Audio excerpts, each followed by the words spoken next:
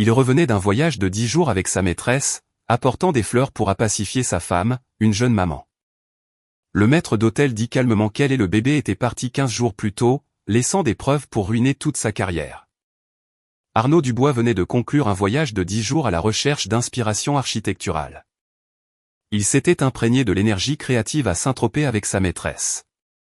Tenant un bouquet de roses couleur champagne soigneusement choisi à la main, il monta les marches de son élégante maison de ville de la rue des Tilleuls à Paris, portant une légère fatigue du voyage et une excuse superficielle préparée qu'il avait déjà répétée. Au moment où il ouvrit la porte et entra, il avait ses excuses prêtes. Cela aurait été un scénario typique, un problème soudain avec un nouveau projet commercial. Ses mains étaient liées. Il n'y avait pas d'autre choix que de prolonger le voyage. Cependant, ce qui le rencontra n'était ni le visage épuisé de sa femme après son récent accouchement, ni les pleurs de son nouveau-né. C'était un silence absolu. Marthe, la femme de ménage, était dans le salon en train d'emballer les dernières babioles dans un carton. En le voyant revenir, ses yeux restèrent calmes comme la surface d'un lac profond. Elle parla doucement, disant « Monsieur Dubois, vous êtes rentré.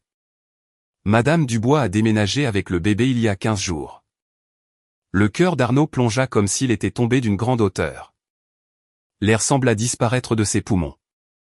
Les roses dans sa main émettaient un doux parfum qui lui semblait maintenant absurdement ironique. « Qu'avez-vous dit » Il crut presque avoir mal entendu. Il fronça les sourcils, et sa voix prit l'autorité indéniable qu'il utilisait dans son cabinet. « Où a-t-elle déménagé ? Chez ses parents ?» Marthe secoua doucement la tête, pliant le dernier chiffon en microfibre et le plaçant soigneusement sur son chariot de nettoyage. « Non, monsieur. Madame Dubois a dit qu'elle avait trouvé un nouvel endroit. Elle m'a demandé de nettoyer la maison en profondeur. Et avec cela, mon travail ici est terminé. » L'esprit d'Arnaud devint vide. Marine, sa femme, une femme qui avait toujours été douce, obéissante, et apparemment entièrement dépendante de lui, était partie sans un mot alors qu'il était en voyage d'affaires moins d'un mois après avoir accouché. C'était complètement inhabituel pour elle. Cela ressemblait à une blague absurde. Il courut à l'étage vers la chambre principale. Le dressing, qui était auparavant rempli des vêtements de Marine, et sa coiffeuse, autrefois couverte de produits de soins, étaient complètement vides. Seuls ses propres costumes sur mesure et ses chemises impeccables y pendaient, l'air solitaire et comme se moquant de son retour. La légère odeur de lavande qui entourait toujours sa femme avait disparu. Elle avait été remplacée par l'odeur stérile des produits de nettoyage. Il se précipita dans le couloir vers la chambre d'enfant. Le berceau de luxe fait à la main qu'il avait lui-même choisi était vide. Le mobile au-dessus du berceau, les décalcomanies décoratives, les paquets de couches, le lait infantile biologique dans le coin. Toutes les traces de la présence du bébé avaient été effacées. La pièce était si immaculée qu'il semblait qu'une nouvelle vie n'y était jamais entrée. Une panique inconnue l'envahit. Cela ne ressemblait pas à l'hystérie d'une femme qui s'était enfuie chez sa mère. C'était une évacuation complète, pré-planifiée. Il sortit immédiatement son iPhone et composa le numéro de Marine. L'abonné était temporairement indisponible. Une fois, 2 fois, 3 fois. Le résultat était le même. Il chercha dans ses contacts et appela son beau-père et sa belle-mère, tombant directement sur la messagerie vocale. En désespoir de cause, Arnaud passa une main dans ses cheveux et jeta furieusement le bouquet de roses sur la console de l'entrée. Des pétales se dispersèrent sur le parquet. Il se tourna vers Marthe d'un ton dur. A-t-elle laissé un message, une lettre ? L'expression de Marthe resta aussi impassible que celle d'un spectateur détaché. Madame Dubois a seulement dit que vous comprendriez tout à votre retour, et elle m'a aussi demandé de vous donner ceci. Elle tira de sa poche de tablier quelques feuilles de papier imprimées parfaitement pliées et les lui tendit. Arnaud les saisit, s'attendant à une lettre pleine de reproches ou une liste émotionnelle de griefs, mais quand il les déplia, ses pupilles se contractèrent. Ce n'était pas une lettre. C'était un tableau financier professionnel, méticuleusement détaillé, de toutes ses transactions financières personnelles. Il listait clairement chaque dépense de sa carte de crédit personnel et de la carte jointe supplémentaire au cours des 2 derniers mois. De la réservation de la suite de luxe avec vue sur l'océan à Saint-Tropez au reçu de restaurants exclusifs et aux grosses dépenses à la boutique Cartier sur les Champs-Élysées, date, heure, lieu, montant exact. Chaque transaction était documentée avec une précision chirurgicale. Mais ce qui lui glaça le sang dans les veines, ce fut la colonne des remarques sur le côté droit, écrite d'un ton froid et objectif. Elle contenait des descriptions telles que forfait romantique pour couple, achat de bagues en diamant assorties, et un sac à main de créateur pour femme. Chaque moment romantique qu'il avait partagé avec Delphine sur cette côte avait été reconstruit, quantifié et transformé en preuves irréfutables de son infidélité. Un frisson parcourut son corps de la tête aux pieds. Comment Marine a-t-elle obtenu cela? Il avait été prudent. Il utilisait des comptes cachés. Comment a-t-elle réussi à compiler un audit médico-légal aussi complet en si peu de temps? Ce n'était pas quelque chose qu'une simple femme au foyer pouvait faire. Ses yeux tombèrent sur la dernière ligne du document. La petite écriture disait, pour le règlement judiciaire final, Monsieur Dubois, toutes les dépenses ci-dessus ont eu lieu pendant ma grossesse avancée et ma récupération immédiate après l'accouchement. J'espère que votre voyage à la recherche d'inspiration a été fructueux. Il n'y avait pas de signature, mais le ton calme et composé appartenait sans aucun doute à Marine. Arnaud fixa les relevés financiers. Ses phalanges blanchirent de tension. Sa fierté, sa rationalité et son sens du contrôle s'effondrèrent. Il avait toujours pensé que Marine était l'endroit le plus sûr de sa vie. Une femme que, quoi qu'il fasse à côté, il pourrait convaincre de revenir avec quelques mots doux et un cadeau coûteux. Mais le document dans ses mains était précis et létal comme un scalpel, révélant sa façade hypocrite d'un coup net. Il avait oublié qui était Marine avant qu'il ne se marie. Elle n'était pas seulement une femme au foyer.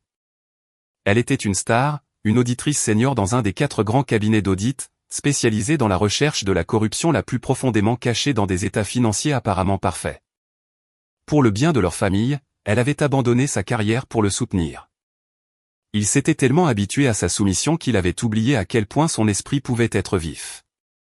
Et maintenant, la lame qu'elle avait gardée rengainée était enfin tirée. Marthe parla, réprimant un battement dans sa poitrine. Quand votre femme a commencé à agir étrangement, Marthe réfléchit un instant, je crois que c'était le jour après que vous ayez pris l'avion pour la Côte d'Azur. Madame Dubois a répondu à un appel téléphonique. Puis elle est devenue complètement silencieuse. Elle n'a pas pleuré. Elle n'a pas crié. Elle a juste tenu le bébé et l'a regardé pendant très, très longtemps. Elle fit une pause. Puis elle a commencé à appeler la société de déménagement et un avocat. Un avocat? Le cœur d'Arnaud s'arrêta. La gravité de la situation dépassait tout ce qu'il aurait pu imaginer. Ce n'était pas juste une femme qui quittait la maison. C'était une attaque légale planifiée étape par étape. Il courut à son bureau à domicile, ouvrit son MacBook et essaya de se connecter à sa banque en ligne pour vérifier ses comptes personnels et d'investissement.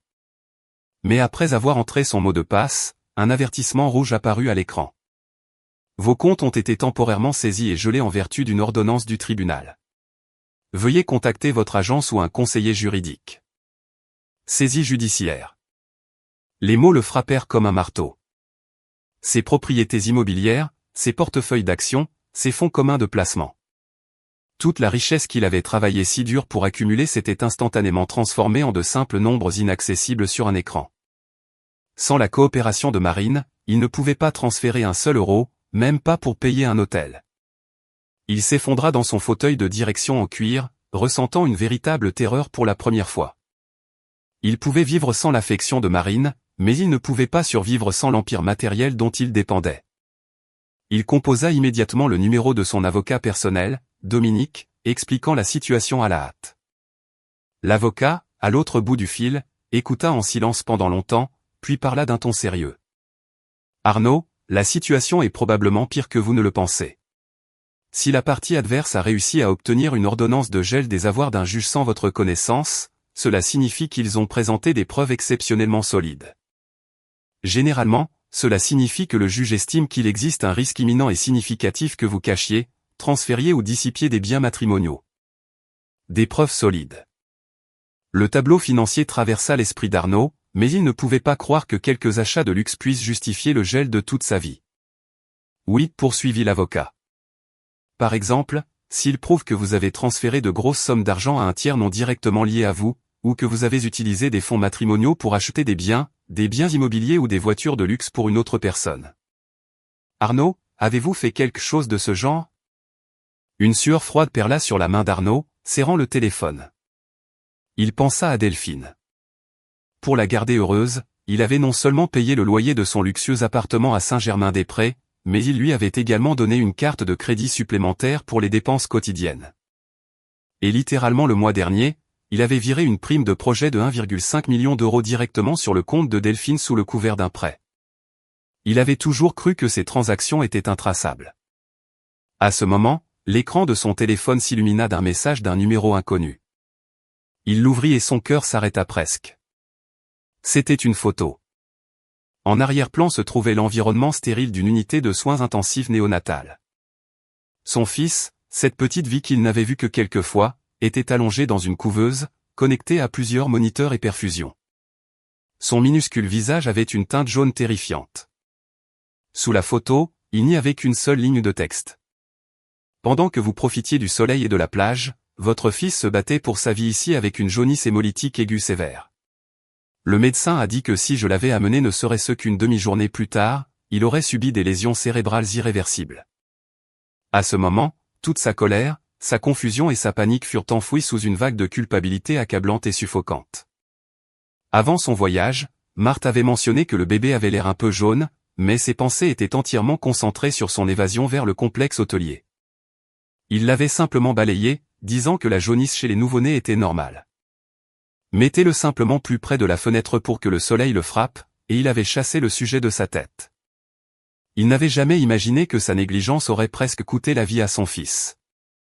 Il se leva d'un bond, attrapa ses clés de voiture et courut à la porte. Il ne se souciait plus de l'argent ou du cabinet. Il voulait juste voir son fils. Il devait voir Marine. Il devait s'expliquer, s'excuser, tout réparer. Mais quand il atteignit le hall, Marthe lui barra le chemin. Elle lui tendit une dernière chose. « Monsieur Dubois, Madame Dubois m'a demandé de vous donner ceci. C'est la dernière preuve. » C'était une clé USB argentée et élégante. Arnaud la regarda, sentant une prémonition sinistre lui serrer la poitrine. Avec des mains tremblantes, il la brancha sur son ordinateur portable et ouvrit le seul fichier audio. Une voix familière mais simultanément étrangère sortit des haut-parleurs.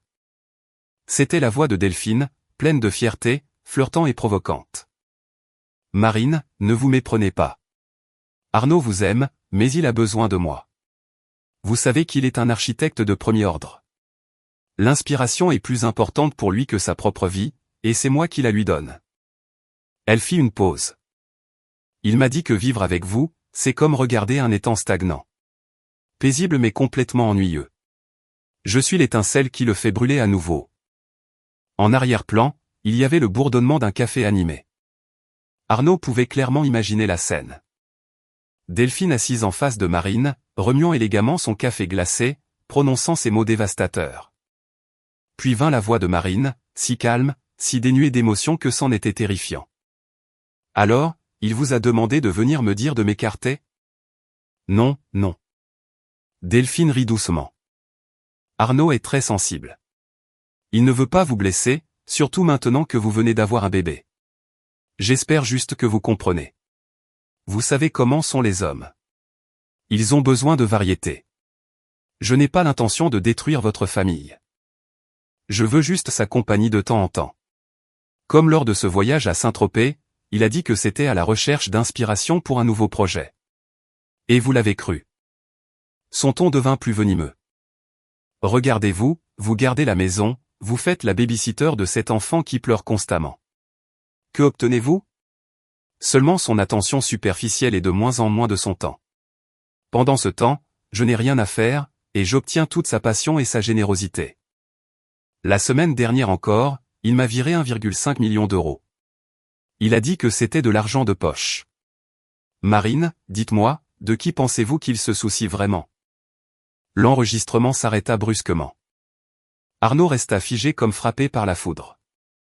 Le 1,5 million qu'il avait viré à Delphine provenait des dividendes d'un des projets de son cabinet. Il avait dit à Marine que le client n'avait pas encore payé la facture finale. Il pensait que c'était un pieux mensonge. Il n'avait jamais imaginé que cela deviendrait le poignard que Delphine planterait dans le cœur de sa femme. Mais ce qui le terrifiait le plus, c'est qu'en recevant cet enregistrement, Marine n'avait pas pleuré, n'avait pas crié, n'avait pas fait de scène comme une femme normale l'aurait fait. Elle n'avait montré le moindre signe de détresse. Elle avait simplement et silencieusement rassemblé les preuves, contacté les meilleurs avocats spécialisés dans les divorces, tout arrangé concernant leur fils, puis, juste au moment où il était le plus confiant et insouciant, lui avait porté le coup le plus dévastateur et létal. À quel point connaissait-il vraiment cette femme? Sa froideur, sa rationalité et sa capacité d'endurance étaient comme une toile géante se resserrant lentement autour de son cou sans qu'il ne s'en aperçoive. Incapable de le supporter plus longtemps, il sortit de la maison comme un fou, monta dans sa Porsche et fonça vers l'adresse de l'hôpital des enfants Necker qu'il avait trouvé en ligne en traçant les moniteurs sur la photo. Il traversa d'innombrables feux rouges. Il n'avait qu'une pensée en tête. La trouver. Je dois la trouver. Une demi-heure plus tard, il fit irruption dans la salle d'attente de l'unité de soins intensifs néonatales. À travers les épaisses baies vitrées, il la repéra immédiatement. Marine portait une simple chemise blanche boutonnée et un jean bleu. Son corps, encore faible après l'accouchement, semblait fragile, mais son dos était absolument droit. Elle était profondément concentrée sur une conversation avec un médecin en blouse blanche, tenant un petit carnet et prenant des notes sous les lumières fluorescentes du couloir de l'hôpital. Son profil semblait incroyablement calme et résolu. Ce n'était pas la femme douce et tranquille dont il se souvenait. C'était une femme complètement inconnue, dégageant une force écrasante. Arnaud courut à la vitre, la frappant de ses mains pour attirer son attention. « Marine, Marine, s'il te plaît, écoute-moi. » Marine sembla remarquer le bruit et tourna lentement la tête. Son regard traversa la vitre et se posa sur le visage désespéré d'Arnaud. Dans ses yeux, il n'y avait ni colère, ni ressentiment, pas même la moindre émotion. Il n'y avait qu'un vide sombre, profond, insondable, comme si elle regardait un parfait inconnu qui n'avait absolument rien à voir avec elle. Elle resta silencieuse, le regardant pendant 2 secondes, puis tourna la tête à nouveau, reprenant sa conversation avec le médecin sur l'état de leur fils, comme si Arnaud n'existait tout simplement pas. Cette indifférence complète et absolue était plus terrifiante que la plus féroce des disputes. Arnaud sentit toute sa force le quitter. Il s'appuya impuissant contre le mur froid. À ce moment, son téléphone sonna. C'était son avocat, Dominique, dont le ton traduisait une extrême urgence. « Arnaud, c'est un désastre. Je viens de recevoir un dépôt supplémentaire de la partie adverse. Votre associé, Christophe Lambert, vient de soumettre des preuves au tribunal au nom du cabinet. Il vous accuse formellement de détournement de fonds d'entreprise et de rupture de devoirs fiduciaires. » Détournement de fonds d'entreprise. La tête d'Arnaud résonnait. Il ne pouvait pas comprendre le sens des mots. Lui et Christophe étaient amis depuis l'université. Ils avaient construit leur cabinet d'architecture à partir de zéro. Plus de 15 ans d'amitié, ils étaient pratiquement de la famille. Comment Christophe pouvait-il l'accuser? C'était impossible. Christophe ne ferait jamais cela. « Arnaud, calmez-vous et écoutez » l'interrompit Dominique avec une sévérité sans précédent. Les preuves qu'ils ont soumises sont irréfutables. Elles incluent des relevés bancaires montrant que vous avez falsifié des dépenses de projet et des accords d'achat pour détourner des fonds de l'entreprise vers vos comptes personnels. Il fit une pause avant de continuer. La plus grande transaction est ce 1,5 million d'euros que vous avez récemment viré à une fille nommée Delphine. La partie adverse soutient que cet argent n'était pas des dividendes personnels, mais des fonds illégalement détournés du budget d'un projet en cours. Arnaud se sentit comme plongé dans l'eau glacée. Pour satisfaire l'appétit croissant de Delphine pour un mode de vie luxueux, il avait eu recours à des manœuvres comptables douteuses, utilisant sa position pour modifier des chiffres sur certains projets. Il pensait l'avoir fait impeccablement, convaincu que même le comptable interne du cabinet ne serait pas en mesure de détecter les irrégularités. Mais il avait oublié ce que Marine faisait avant de l'épouser. Elle était auditrice et l'une des meilleures, spécialisée dans la détection des machinations les plus cachées dans des rapports apparemment parfaits. Après le mariage, elle avait volontairement choisi de rester dans l'ombre pour le soutenir, et il s'était tellement habitué à son apparente soumission qu'il avait oublié son esprit brillant. Maintenant, l'esprit qui était resté silencieux était de nouveau en action. Christophe n'aurait pas pu manquer ces enregistrements. « Pourquoi fait-il cela maintenant » murmura Arnaud, incapable d'accepter la trahison de son meilleur ami. « Arnaud, c'est exactement le point » répondit Dominique d'un ton déprimé. « Mon hypothèse est que votre femme est allée voir Christophe en premier, lui a montré les preuves préliminaires de votre détournement de fonds en tant qu'associé. Si Christophe était au courant et n'a pas signalé, ou pire, l'a couvert, il faisait face à une responsabilité pénale et à la perte de sa licence. Face à la nécessité de sauver le cabinet et son propre avenir, il n'a pas eu le choix. Votre femme a exécuté un coup parfait. Elle a éliminé votre dernier allié. Le téléphone glissa de la main d'Arnaud et tomba sur le sol de l'hôpital. L'écran se brisa en minuscules morceaux. Il comprit enfin le plan de Marine. Elle ne voulait pas seulement un divorce. Elle ne voulait pas seulement une division des biens. Elle avait utilisé son expertise professionnelle pour lui porter un coup juridique précis et dévastateur. Premièrement, elle avait utilisé des relevés bancaires et l'enregistrement audio pour prouver l'infidélité et la dissipation des biens matrimoniaux, assurant le gel de ses comptes personnels. Puis elle avait utilisé ses compétences en audit pour exposer sa fraude d'entreprise et transformer son propre associé en son accusateur, détruisant sa carrière et sa principale source de revenus. Chaque étape était connectée. Chaque coup était létal. Alors qu'il se tenait là, transformé en une ombre de lui-même, son Apple Watch vibra. C'était Delphine. Sa voix sonnait stridente, hystérique. « Arnaud, pourquoi ont-ils refusé ma carte American Express Platinum ? J'étais à la boutique Louis Vuitton de l'avenue Montaigne.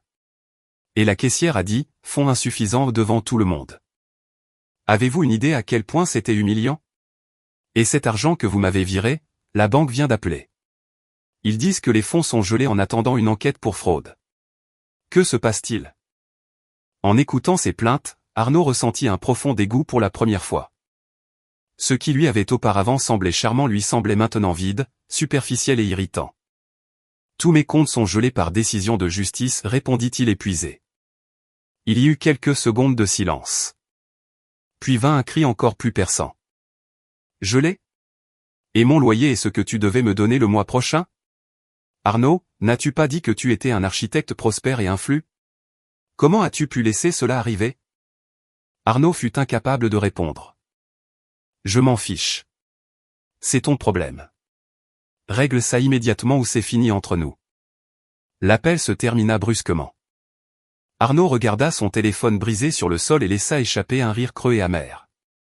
Voici son étincelle d'inspiration. Au moment où il ne pouvait plus lui offrir d'argent, la seule chose qui brûlait encore était lui-même. Il leva les yeux et jeta un nouveau coup d'œil à travers la vitre du service de néonatologie. Marine avait déjà terminé sa conversation avec le médecin. Elle se tenait à côté de la couveuse, regardant son fils avec une profonde tendresse. Sur son visage, il n'y avait aucune trace de triomphe, ni de satisfaction, ni de désir de vengeance, seulement un calme serein, comme si elle avait simplement accompli une tâche difficile mais nécessaire. À ce moment, son téléphone professionnel dans la poche de sa veste vibra. Il le sortit. C'était un nouvel email de l'avocat de Marine.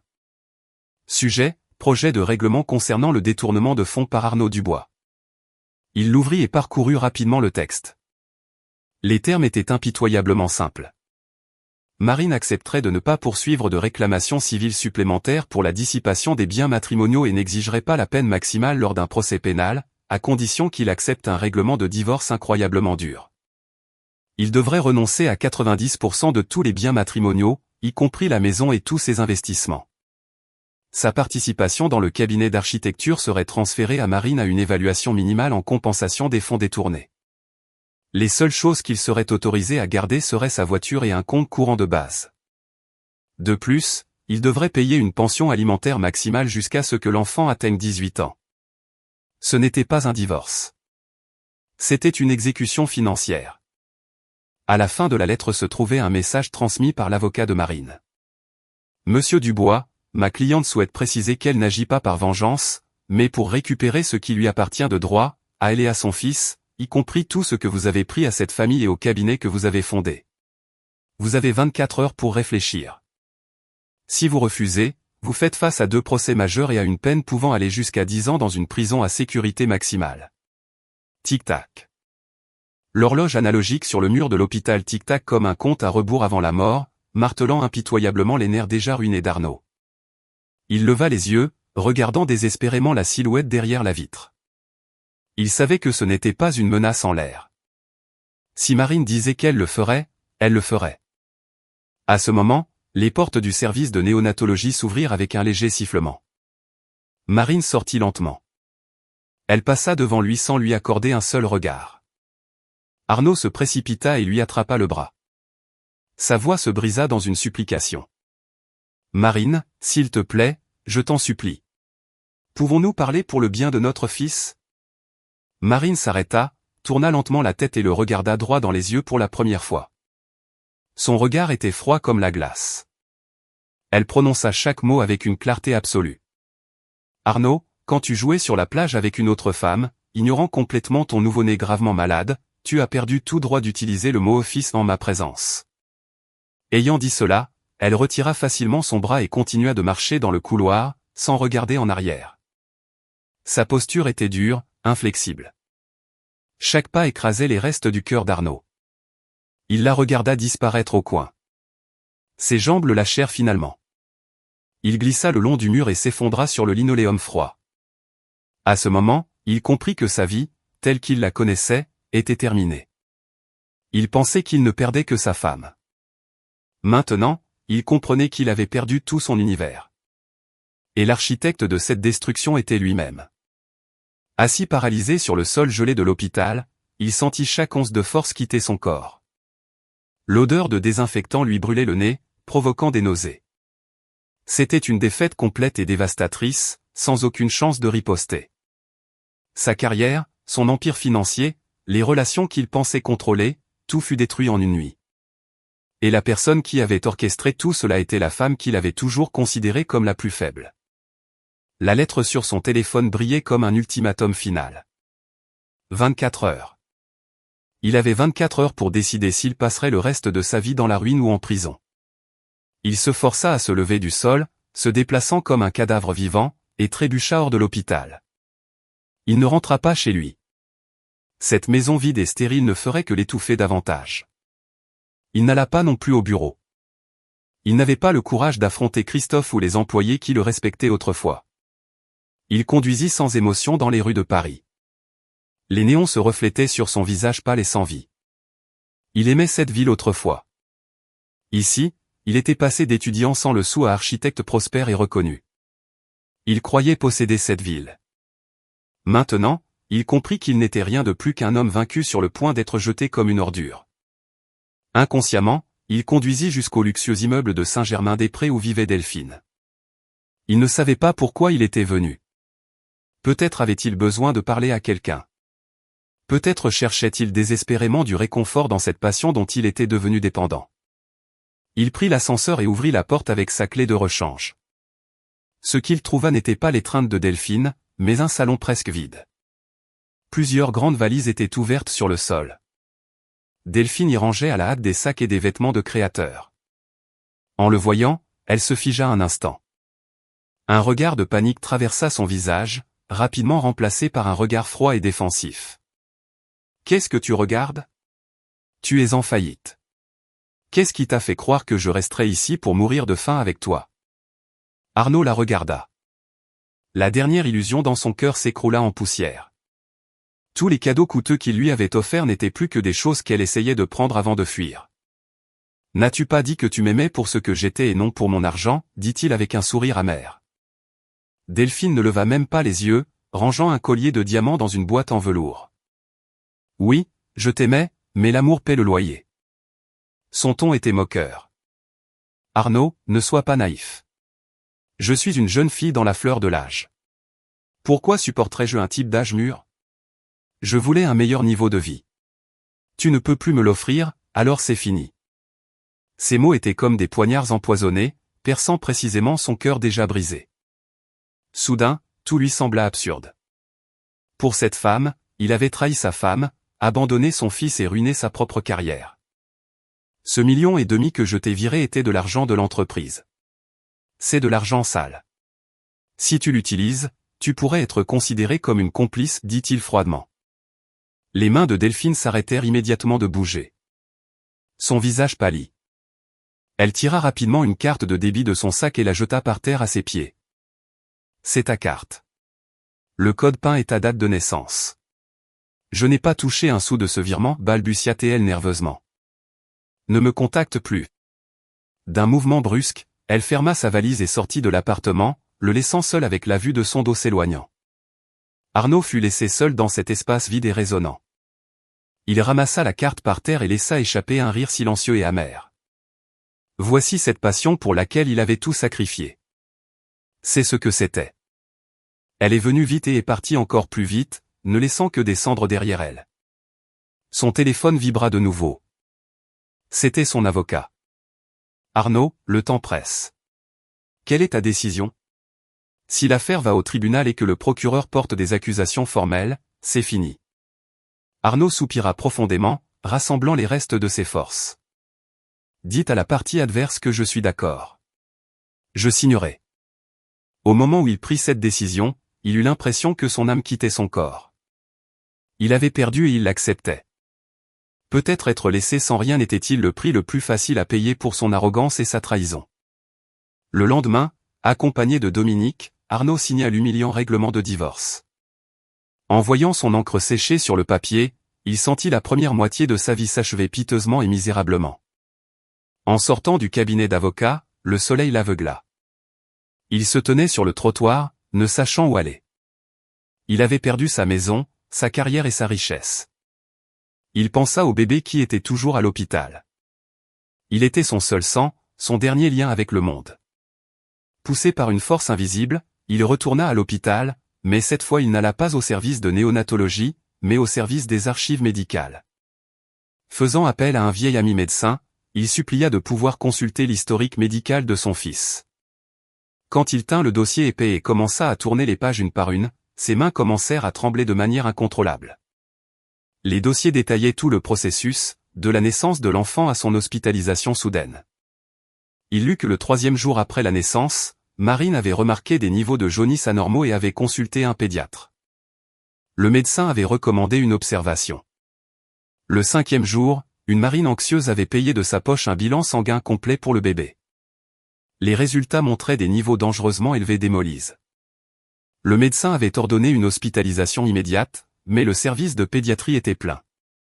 À partir de ce jour, Marine avait conduit entre la maison et l'hôpital tous les jours, tenant le bébé dans ses bras, surveillant les niveaux de bilirubine et attendant qu'un lit se libère. C'étaient les jours exacts où il était à Saint-Tropez avec Delphine, buvant des cocktails avec vue sur l'océan. Le 10e jour, l'état du bébé s'était rapidement détérioré. L'indice de jaunisse avait grimpé à un niveau critique. Marine avait pris une décision en quelques secondes, signé les formulaires de consentement d'urgence et emmené le bébé aux soins intensifs néonatal pour une intervention urgente. Les notes du médecin traitant étaient limpides. Le patient avait été admis juste à temps. Un retard de quelques heures aurait entraîné une encéphalopathie à la bilirubine causant des lésions neurologiques irréversibles. Et sur les champs pour la signature du père ou du tuteur, le nom de Marine apparaissait encore et encore. La ligne solitaire, persistante et désespérée désignée pour le père restait complètement vierge. Arnaud tourna les pages, et les larmes qu'il avait retenues coulèrent finalement, ruisselant sur son visage. Il avait toujours cru que la vengeance de Marine était motivée par la douleur d'une femme trahie. Maintenant, il comprenait que le véritable point de non-retour n'était pas son infidélité, mais son indifférence totale à la vie de leur fils. Alors qu'elle seule courait dans les couloirs de l'hôpital, tenant son bébé qui oscillait entre la vie et la mort, signant des documents qui pouvaient déterminer son destin, il était à des milliers de kilomètres, conquérant une autre femme. Cette douleur déchirante profonde avait transformé son cœur en pierre. Arnaud trébucha hors des archives, le chaos dans la tête. Et puis, au bout du couloir, il la vit. Marine tenait le bébé maintenant sorti de l'hôpital, enveloppé dans une douce couverture et dormant paisiblement. Marine semblait épuisée, mais son visage rayonnait un nouveau calme, une sérénité tranquille. Arnaud fit instinctivement un pas en avant.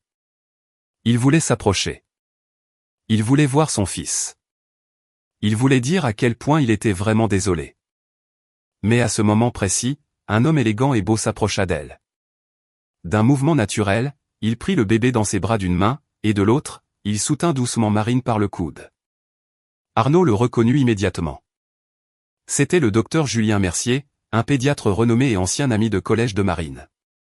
Julien regarda tendrement le bébé, puis leva les yeux vers Marine et dit d'une voix douce, « Marine, le pire est derrière nous. Désormais, je prendrai soin de vous deux. » Marine le regarda et sourit d'un sourire authentique et chaleureux qu'Arnaud n'avait pas vu depuis des années. C'était un sourire plein de gratitude, de confiance, de soulagement, cette paix qu'il n'avait jamais pu lui donner.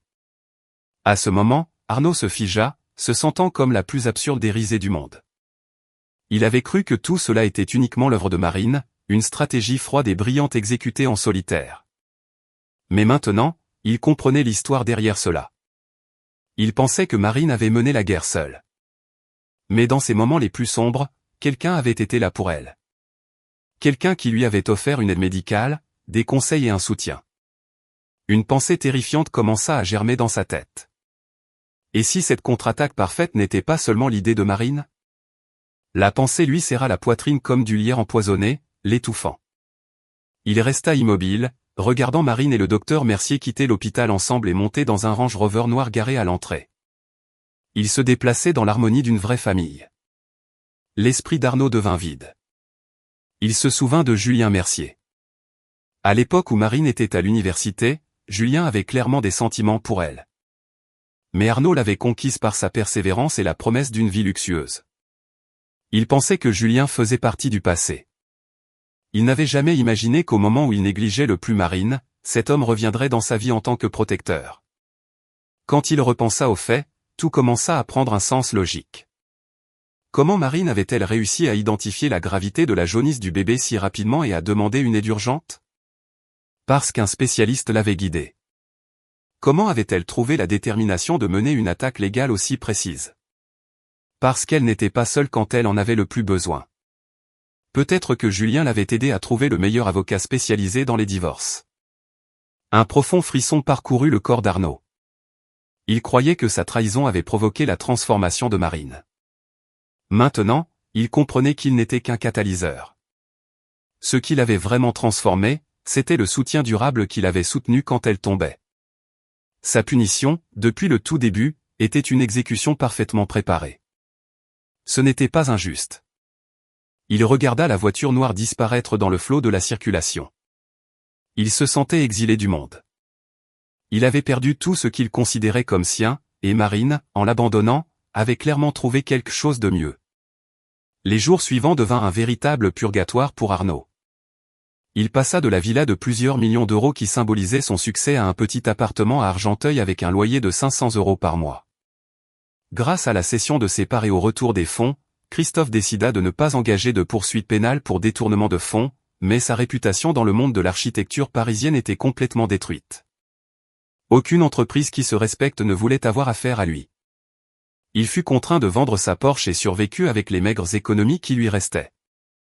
Il essaya d'accepter des projets en freelance, mais les clients riches qu'il admirait autrefois l'évitaient désormais. Il tomba du sommet dans la boue et apprit le vrai goût de l'indifférence humaine. Delphine disparut sans laisser de traces. Ses amis cessèrent de répondre à ses appels. Il commença à souffrir d'insomnie chronique. Son esprit jouait les souvenirs en boucle. Il se souvint de la première fois qu'il avait vu Marine dans une blouse blanche, lisant tranquillement à la bibliothèque. Il se souvint de ses yeux remplis de larmes à leur mariage. Il se souvint d'une Marine enceinte lui préparant à manger dans la cuisine tard le soir. Ces moments qu'il considérait autrefois comme simples ou même ennuyeux étaient maintenant des souvenirs inestimables qu'il ne pourrait jamais récupérer. Il comprit enfin que ce qu'il avait détruit n'était pas quelque chose de trivial. C'était la chose la plus précieuse qu'il possédait. Il commença à manquer son fils avec une douleur physique. Cette petite vie qu'il avait à peine tenue dans ses bras. Conformément au règlement de divorce, il payait ponctuellement la pension alimentaire tous les mois. Mais il n'avait aucune idée de la façon dont le bébé allait. Grandissait-il bien? Souriait-il déjà? Quelquefois, il conduisit jusqu'au quartier où vivaient les parents de Marine, se garant à distance, espérant apercevoir son fils, même un instant. Mais il ne réussit jamais. Marine, semblait-il, anticipait chacun de ses mouvements, gardant l'enfant complètement hors de sa portée. Jusqu'au jour, 3 mois plus tard, où il reçut un appel téléphonique inattendu. C'était Christophe. Sa voix sonnait étrange, un mélange d'embarras et de pitié. « Arnaud, où es-tu? Pouvons-nous nous rencontrer ?» Arnaud hésita un instant mais accepta. Ils se rencontrèrent dans un café délabré. Christophe semblait plus âgé, plus fatigué. Il lui versa une tasse de café et resta silencieux pendant longtemps avant de parler. Le cabinet est maintenant complètement sous le contrôle de Marine. Elle a fait venir une équipe de gestionnaires professionnels, et pour être honnête, les affaires vont mieux que lorsque nous les dirigions. La main d'Arnaud se figea sur sa tasse. Il ne dit rien. Je sais que tu me détestes, soupira Christophe. Mais quand Marine m'a mis ces documents sous le nez, je n'ai pas eu le choix. Soit le cabinet coulait et nous allions tous les deux en prison, soit je te sacrifiais pour sauver l'entreprise et les 40 employés qui en dépendent. Je comprends, répondit Arnaud d'une voix tremblante. À ce stade, il n'avait plus le droit de haïr qui que ce soit. En fait, je suis ici au nom de quelqu'un d'autre. Christophe tira une épaisse enveloppe de sa mallette et la fit glisser sur la table. Marine m'a demandé de te donner ça. Arnaud se figea. Il pensait qu'à part les virements mensuels de pension alimentaire, leur chemin ne se croiserait plus jamais. Avec des mains tremblantes, il ouvrit l'enveloppe. Ce n'était pas un document légal. C'était un ensemble de photographies. Des photos de son fils. C'étaient des photos professionnelles de la première année de sa vie. Le garçon étant baptisé, vêtu d'un minuscule costume, souriant avec une joie radieuse. Dans d'autres, il rampait sur l'herbe, les joues potelées. Et sur une photo en particulier, le bébé était dans une poussette tandis que Marine, accroupie à côté de lui, le regardait avec un amour absolu et pur. Chaque photo documentait la croissance de l'enfant et le bonheur de Marine en tant que mère. Au fond de l'enveloppe se trouvait une petite carte. De l'écriture élégante de Marine, elle disait « Il va très bien. J'espère que vous pourrez vous aussi commencer une nouvelle vie. » Les larmes d'Arnaud tombèrent sur la table. Cet ensemble de photos devint la seule pâle lumière dans son monde sombre. Il les garda précieusement et les regardait chaque nuit. La vue du sourire innocent de son fils semblait apaiser légèrement la douleur qu'il portait dans sa poitrine.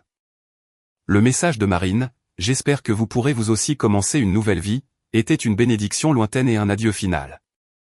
Il comprit qu'elle avait complètement laissé le passé derrière elle et commencé un nouveau chapitre avec leur fils et que lui aussi devait se relever des ruines qu'il avait lui-même créées. Il cessa de viser l'impossible. Il abandonna l'idée d'un grand retour. Il enterra l'ego d'un architecte à succès et redescendit sur terre. Il obtint un emploi dans une petite entreprise de rénovation et de construction à Neuville-le-Roi, commençant comme dessinateur junior. Ses collègues ne connaissaient pas son passé. Ils ne voyaient qu'un homme d'âge mûr qui avait échoué dans la vie. Chaque jour, il dessinait des plans de base, visitait des chantiers poussiéreux, mesurait et supervisait les installations électriques et de plomberie. Le travail était difficile, et le salaire n'était qu'une fraction de ce qu'il dépensait autrefois pour un seul repas. Mais pour la première fois de sa vie, il ressentit un lien avec la réalité. Chaque soir, de retour dans son petit appartement, il cuisinait quelque chose de simple, puis ouvrait des livres d'architecture, réapprenant les fondamentaux qu'il avait auparavant négligés. Il découvrit qu'en rejetant l'esthétique superficielle et les idées prétentieuses et en revenant à l'objectif primaire de créer des espaces sûrs, confortables et fonctionnels, il retrouvait son amour pour le design. Il cessa de courir après les façades clinquantes. Il commença à se concentrer sur les matériaux écologiques, sur la logique de l'espace, sur le fait de savoir si la hauteur d'un comptoir de cuisine était réellement confortable pour la personne qui cuisinait. Ses designs ne servaient plus à nourrir son ego. Ils servaient les gens. 6 mois plus tard, le cabinet reçut un projet compliqué. Un client avait acheté une maison avec un agencement chaotique plein de murs porteurs et un terrible éclairage naturel. Plusieurs designers avaient échoué à trouver une solution efficace. Le chef de projet était désespéré. Arnaud prit silencieusement les plans et les étudia pendant 3 jours. Le 3e jour, il présenta une refonte complète. Il ne proposa pas de démolir la maison. Au lieu de cela, grâce à l'utilisation intelligente de miroirs, à la réorganisation des murs non porteurs et à une conception précise de l'éclairage, il réussit à maximiser l'espace et la lumière. Chaque détail était étayé par des calculs structurels et des spécifications techniques rigoureuses. C'était un travail solide, professionnel, impeccable. Le client approuva immédiatement le design. Ce projet fit de lui un personnage clé de la petite entreprise. Son patron commença à lui confier des travaux plus importants. Progressivement, sa vie commença à se stabiliser. Il payait toujours la pension alimentaire le 1er de chaque mois, mais il n'essaya jamais d'interférer dans la vie de Marine. Il savait que rester en retrait était la seule chose juste qu'il pouvait faire pour eux. 2 ans passèrent inaperçus. Arnaud était maintenant le designer principal du cabinet. Il ne cherchait plus la reconnaissance. Il se concentrait purement sur son travail. Ses designs commencèrent à se forger une réputation auprès des clients pour leur fonctionnalité, leur professionnalisme et leur profonde humanité. Un jour, alors qu'il travaillait dans son bureau, la secrétaire appela par l'interphone, « Arnaud, le docteur Julien Mercier est ici pour vous voir. » Le cœur d'Arnaud s'arrêta un instant. Il sortit dans le couloir et ouvrit la porte de la salle de conférence. Là se tenait l'homme qu'il n'avait jamais oublié. Julien semblait le même qu'il y a 2 ans, beau, calme, serein. En le voyant, il se leva et lui tendit poliment la main. « Arnaud, bonjour. Je m'excuse de venir à l'improviste. J'espère que je ne vous dérange pas. » Arnaud lui serra la main avec tension tandis que son esprit se remplissait de doutes. « Docteur Mercier, qu'est-ce qui vous amène ici ? » ?»« C'est Marine. Elle veut vous rencontrer, répondit-il simplement. Arnaud leva les yeux, surpris. Marine voulait le voir. « Est-ce que tout va bien ? » Et Baptiste, demanda-t-il immédiatement. « Ils vont tous les deux parfaitement bien, répondit Julien avec un sourire sincère.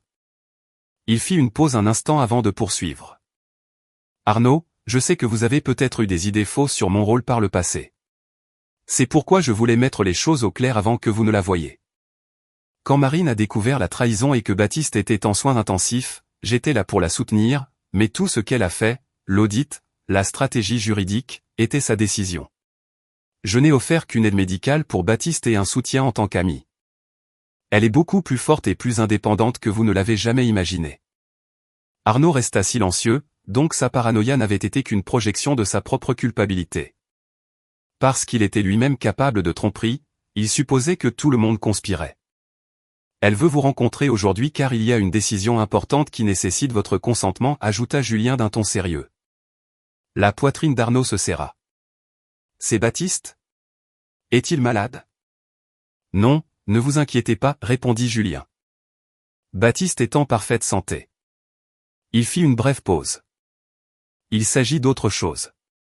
Marine et moi allons nous marier. Après le mariage, je veux offrir à Baptiste une famille complète et unie. Je veux l'adopter officiellement. » Le mot « adopter » frappa Arnaud comme un boulet de démolition. Il connaissait la loi. S'il consentait à une adoption par un beau-parent, ses droits de père seraient définitivement annulés. Légalement, il deviendrait un étranger complet pour son propre fils. Pour que le processus d'adoption soit valide, le tribunal exige le renoncement volontaire aux droits parentaux par le père biologique, poursuivit Julien. Marine a déjà donné son consentement. Maintenant, nous avons besoin de votre signature. Il tira un épais document juridique de sa mallette. Un consentement à l'adoption et un renoncement aux droits parentaux. Arnaud fixa le papier. Ses mains tremblaient violemment. Il voulait refuser. Il voulait crier. Non, c'est son fils.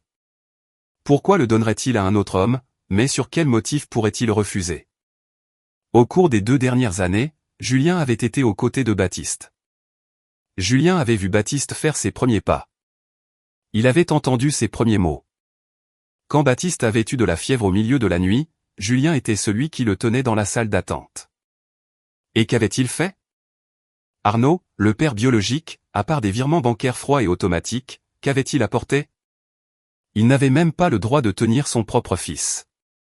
Julien sembla sentir son angoisse. Il parla doucement.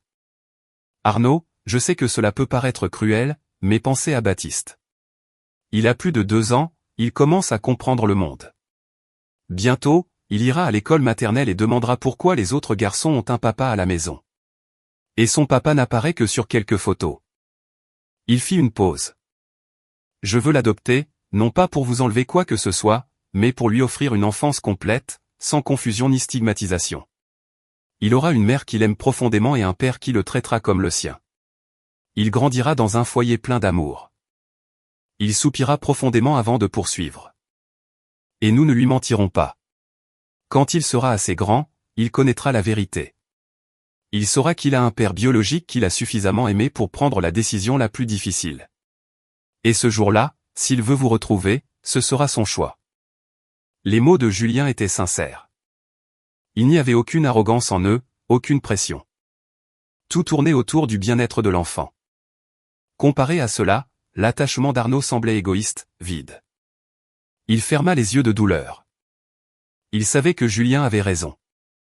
Un foyer stable et aimant était essentiel pour le développement d'un enfant, et il ne pouvait plus l'offrir. Sur quel motif devrait-il interférer avec quelqu'un d'autre qui le lui fournirait? Il avait déjà trop détruit. Il ne pouvait pas laisser son ego détruire également l'avenir de son fils. « J'ai besoin de la voir, dit-il d'une voix brisée. Je veux l'entendre de sa part. Julien hocha la tête, comprenant. Bien sûr, elle vous attend au café en bas.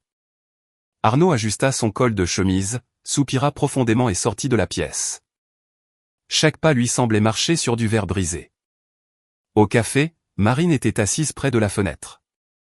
2 ans s'étaient écoulés, pourtant elle semblait la même. Elle avait une coupe de cheveux courte, élégante et professionnelle et un blazer parfaitement ajusté. Elle dégageait la confiance et la grâce d'une femme à succès, mais ses yeux restaient clairs, calmes. Le voyant approcher, elle ne se leva pas, se contentant de pointer le siège en face d'elle. « Comment allez-vous » Arnaud s'assit, ne sachant que dire. « Je vais bien, » répondit Marine d'un ton calme, comme si elle parlait à une lointaine connaissance. « Le cabinet est florissant. Baptiste est merveilleux. Et vous ? Christophe m'a dit que vous vous débrouillez bien dans votre nouveau travail. »« Je survis, » répondit Arnaud avec un sourire amer. « C'est suffisant pour payer le loyer. » Un bref silence s'installa entre eux. « Julien vous a déjà tout expliqué, » dit finalement Marine. Arnaud hocha la tête, ne la quittant pas des yeux. « Est-ce vraiment ce que tu veux ?» Elle lui répondit par son regard, inébranlable. « Arnaud, nous devons tous les deux regarder vers l'avenir. J'ai laissé le passé derrière moi il y a longtemps. Ma seule priorité maintenant est d'offrir à Baptiste le meilleur environnement pour grandir. » Elle fit une pause. Julien est merveilleux avec lui, et Baptiste l'adore absolument. Quand ils sont ensemble, ils sont comme un vrai père et un vrai fils. Arnaud serra les lèvres. Alors, tu veux complètement effacer mon existence en tant que son père ? Un soupçon de reproche se glissa dans sa voix. Marine secoua lentement la tête. Une émotion complexe apparut dans ses yeux. Pitié, mais surtout détermination. Je ne vous efface pas. Je le protège. Son ton était ferme. Je ne veux pas qu'il grandisse dans l'ombre d'une famille brisée. Je ne veux pas qu'il entende les commentaires des autres parents à l'école. Je ne veux pas qu'il se demande pourquoi son papa ne vit pas avec nous. Elle le regarda droit dans les yeux. Arnaud, s'il vous plaît, répondez à une question. Au cours des 2 dernières années, à part envoyer de l'argent, avez-vous rempli une seule tâche parentale ? Connaissez-vous son jouet préféré ?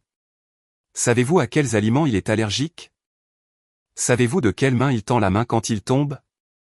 Arnaud ne put répondre, car tout était vrai. Lui offrir une famille complète est la seule chose que je puisse faire pour lui en ce moment, continua Marine. C'est pourquoi je vous demande une dernière fois. Sa voix s'adoucit, mais sa décision était inébranlable. Laissez-nous partir. Laissez-le partir. Arnaud la regarda longuement. Dans ses yeux, il n'y avait plus aucune trace de l'amour qu'elle avait autrefois pour lui. Il n'y avait que la détermination féroce d'une mère. Il comprit qu'il n'avait pas le droit de les retenir. Il ramassa le stylo que Julien avait laissé sur la table. Avec des mains tremblantes, il signa le document de renonciation à ses droits parentaux. Au moment où l'encre sécha, il sentit le dernier lien le reliant à ce monde se rompre. Après un long silence, il fit glisser le document vers elle. Il eut l'impression que ce geste avait vidé sa vie. Il se leva sans la regarder et se tourna pour partir. Arnaud. La voix de Marine l'arrêta. Il se figea, sans se retourner. Merci. Sa voix était douce mais ferme. En compensation. Les parts que vous avez cédées dans le cabinet seront évaluées au prix du marché actuel. Je vous virerai l'équivalent en espèces. C'est ce qui vous est dû pour l'avoir construit. Le corps d'Arnaud se tendit. Il laissa échapper un rire amer et secoua la tête. Sans se retourner, il murmura, « Pas besoin. Que ce soit mon dernier cadeau à Baptiste. » Il poussa la porte vitrée et sortit à la lumière. La lumière était vive, mais il ne ressentit aucune chaleur. Il retourna à son appartement, ferma la porte à clé et ne sortit pas de toute la journée. Il ne pleura pas. Il ne se mit pas en colère. Il resta simplement assis en silence, la tête vide. Il se sentait comme une coquille vide flottant dans le vide. Le soir, son téléphone vibra avec une notification de sa banque. Un virement bancaire massif avait frappé son compte. Arnaud comprit immédiatement que Marine avait ignoré son refus et lui avait envoyé l'argent du rachat de ses parts. De toute façon, il fixa la longue rangée de zéro et ne put s'empêcher de ressentir l'amère ironie.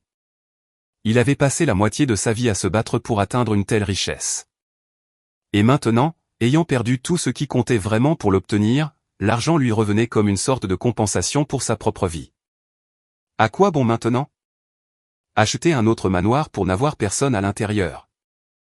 Fonder un autre cabinet d'architecture? Il n'avait plus l'ambition ni l'ego pour cela. Le lendemain, Arnaud prit une décision. Il remit sa démission au cabinet de rénovation. Il utilisa ensuite l'argent pour acheter une modeste maison de plain-pied avec un grand terrain à la campagne près de Saint-Émilion, en Nouvelle-Aquitaine, en plein cœur de la région viticole et des cerisiers. Il ne retourna pas à l'architecture. Au lieu de cela, il se consacra entièrement au travail de la terre et à l'architecture paysagère. Il passa tout son temps sur cette parcelle de terrain. Il laboura le sol, planta des graines, arrosa, fertilisa. Il prit soin de chaque plante avec la même attention que quelqu'un dédierait à un enfant. Il s'habitua au silence de la nature et trouva un rythme dans cette paix. Regardant une graine germer, la regardant atteindre le soleil. Son esprit, auparavant agité et turbulent, commença à trouver la paix. Il cessa de lire les nouvelles financières. Il cessa de suivre l'industrie, coupa tous les liens avec son ancienne vie et vécut comme un ermite moderne. Il prit la boîte avec les photos de Baptiste et la copie du document de renonciation à ses droits paternels et les enferma dans un tiroir. Il se dit que ce chapitre de sa vie était définitivement clos. Ce qu'il ne savait pas, c'est que pendant qu'il trouvait la paix dans la terre, Marine tenait ses propres promesses. Marine ne se précipita pas pour épouser Julien. Après avoir reçu la signature d'Arnaud, elle utilisa le montant exact d'argent qu'il avait essayé de refuser pour créer une organisation à but non lucratif. Elle l'appela l'Initiative Phénix. En tant que directrice exécutive, Marine utilisa son expertise financière et son réseau pour aider les femmes victimes d'abus financiers ou d'infidélité dans le mariage. Elle leur offrit un soutien juridique, leur apprit à repérer les biens cachés, leur fournit des ressources de conseils psychologiques et les aida à reconstruire leur indépendance économique. Son histoire attira l'attention des médias grand public. La couverture médiatique généra une réponse massive. Des milliers de personnes furent émues par sa force, son intelligence et sa compassion. L'Initiative Phénix commença à recevoir d'importantes donations, aidant des milliers de femmes à travers le pays. Marine devint un symbole d'autonomisation. Elle n'était plus la femme de personne ni la mère de personne. Elle était simplement Marine. Indépendante, forte, brillante. Arnaud ne savait rien de tout cela. Il s'était complètement isolé du monde. Jusqu'au jour, un an plus tard, alors qu'il achetait de l'engrais pour rosier dans une jardinerie, quelque chose attira son attention. Sur un présentoir de magazine, il vit une couverture. C'était une publication largement lue, et Marine était en couverture. Elle se tenait devant le siège de sa fondation, souriant avec une confiance impressionnante. À côté d'elle, légèrement en arrière, se tenait le docteur Julien Mercier, la regardant avec fierté et tenant la main d'un petit garçon, Baptiste. Tous les trois formaient une image parfaite d'harmonie. Le titre disait « De la trahison à l'autonomisation ». Comment Marine Dubois a transformé son moment le plus sombre en espoir pour des milliers. Arnaud resta immobile longtemps, puis prit le magazine et commença à lire l'interview. Il lut sur la fondation, sur les femmes qu'elle avait aidées, sur sa philosophie d'indépendance et de reconstruction. Une citation se démarquait parmi toutes les autres. « Je ne le déteste pas. D'une certaine manière, je lui suis reconnaissante. Il m'a appris une dure leçon.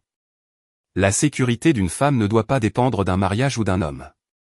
Elle doit naître de ses propres capacités et de sa force intérieure. » Arnaud sourit d'un sourire sincère de soulagement. Il était heureux pour elle. Marine n'était pas restée bloquée dans sa douleur. Elle avait transformé ses expériences en quelque chose qui protégeait les autres. Elle était devenue quelqu'un d'extraordinaire.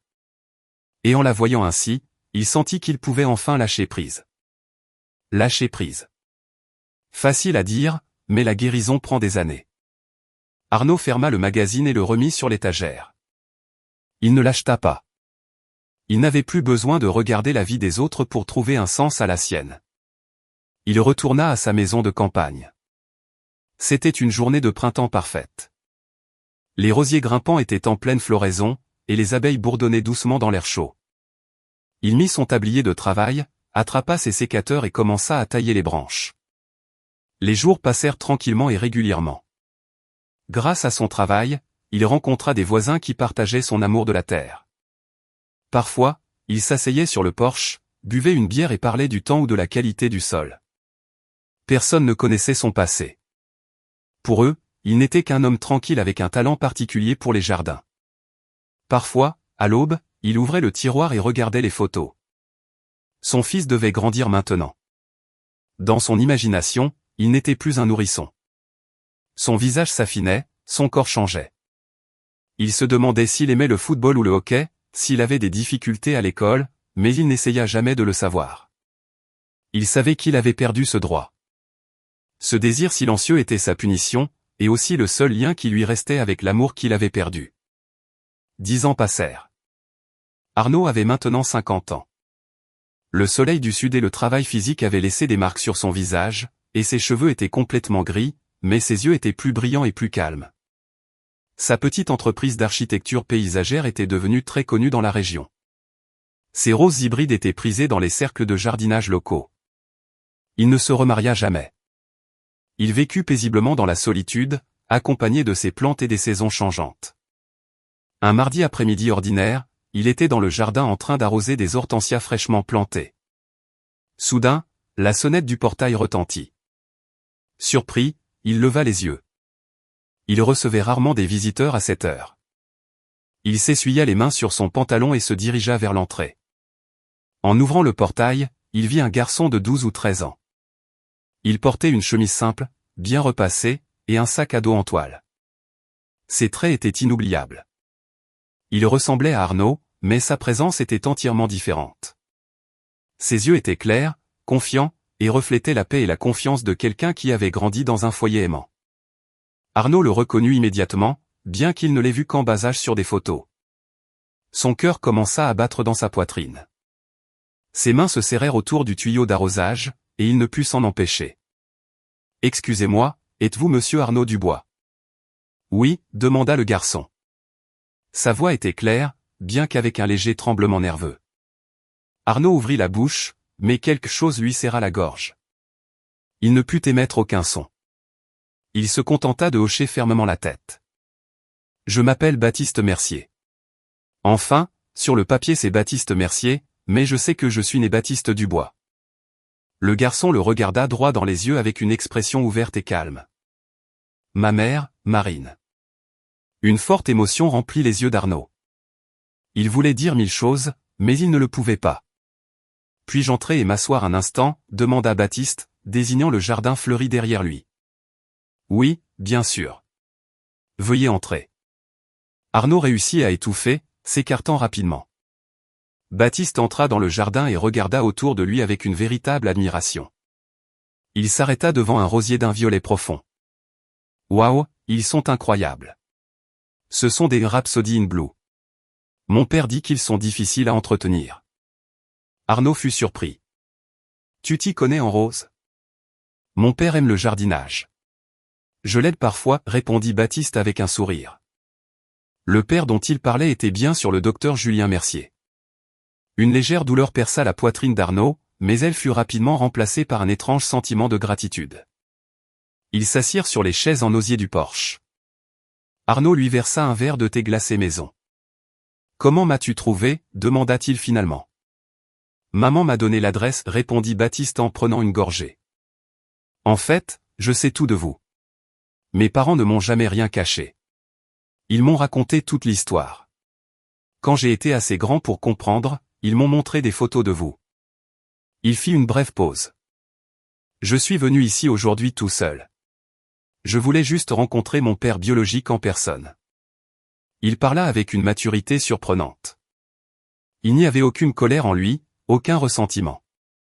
Arnaud regarda le jeune homme devant lui. Sain, intelligent, bien élevé et plein de gentillesse. À ce moment, la dernière trace d'amertume restante dans son cœur s'évanouit. Il comprit avec une clarté absolue que Marine et Julien avaient donné à cet enfant une vie qu'il n'aurait jamais pu offrir. Signer ces papiers il y a 10 ans a été la meilleure décision de sa vie. « Me détestes-tu » demanda Arnaud d'une voix tremblante. Baptiste secoua la tête. « Maman m'a expliqué que les relations entre adultes sont compliquées, que tout n'est pas noir ou blanc. Elle m'a dit, tu as commis une très grave erreur, mais les gens font des erreurs. Le plus important est d'apprendre. » Il le regarda calmement. « Elle m'a aussi dit de ne jamais laisser le ressentiment me définir. » Il fit une pause un instant avant de poursuivre, et elle m'a demandé de vous donner quelque chose. Elle dit qu'elle espère que vous allez bien et que savoir que vous avez trouvé une vie paisible la rend heureuse. Arnaud ne put plus se retenir. Les larmes coulèrent sur son visage, traçant les sillons de ses années vécues. Pendant tout ce temps, Marine savait pour lui, non pas pour le traquer, non pas pour l'humilier, mais simplement pour espérer qu'un jour il trouverait la paix. Elle ne voulait pas l'effacer du monde. Elle voulait juste qu'il guérisse. Essaya-t-il de dire, s'étouffant de ses larmes. Il voulait dire, je suis désolé. Mais il savait que ces mots n'étaient pas suffisants. Baptiste ouvrit son sac à dos et en tira une petite boîte en velours usé. Il la lui tendit. Maman a dit que je devais vous donner ça. Elle a dit, c'est la seule chose que vous n'avez jamais voulu prendre. Arnaud l'ouvrit avec des mains tremblantes. À l'intérieur reposait une vieille montre Omega. C'était la même montre que Marine lui avait offerte il y a des années avec sa première grosse prime lorsqu'elle travaillait comme auditrice. Il l'avait portée un certain temps jusqu'à ce que l'argent et l'ego le poussent à la remplacer par une Rolex ostentatoire. Il n'avait jamais su qu'elle l'avait gardée tout ce temps. Gravé sur le fond du boîtier en acier, il y avait les mots « Que votre vie soit sûre et paisible ». Arnaud tint la montre et eut l'impression que toute la première moitié de sa vie reposait dans ses mains. Il s'effondra finalement. Il couvrit son visage de ses mains et pleura comme un enfant, des pleurs profonds, comme un homme qui s'était perdu pendant des années et avait enfin retrouvé son chemin. Baptiste ne dit rien. Il resta assis en silence, lui tenant compagnie.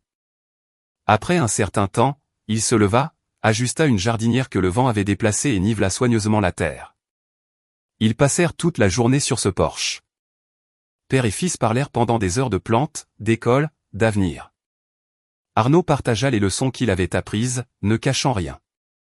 Il espérait que ces erreurs serviraient de signes avant-coureurs sur le chemin de Baptiste. Alors que le soleil commençait à se coucher, peignant le ciel d'orange et de violet, Baptiste se leva. « Puis-je revenir vous voir un jour » demanda-t-il en ajustant son sac à dos.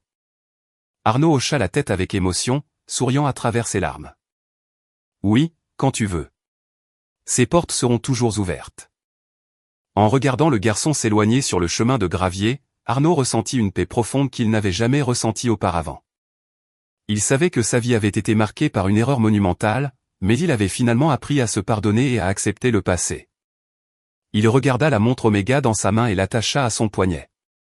Elle lui allait parfaitement. La brise du soir traversa le jardin, portant le parfum des roses en fleurs. Il avait perdu tout ce qui avait construit son ego, mais d'une manière ou d'une autre, au bout du chemin, il avait trouvé quelque chose d'infiniment plus important. Non pas la richesse, ni la gloire, mais une rédemption tranquille née de l'amour et du pardon.